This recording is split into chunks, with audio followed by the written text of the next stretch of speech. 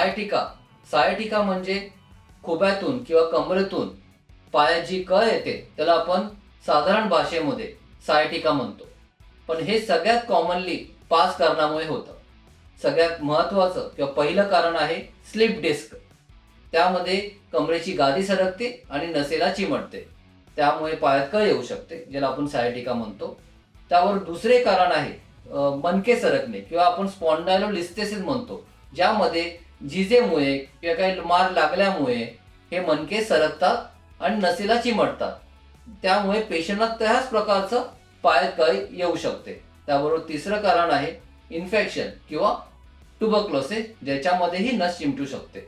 पण काही असे कारण आहेत जे कमरेशी संबंधित नाही आहेत.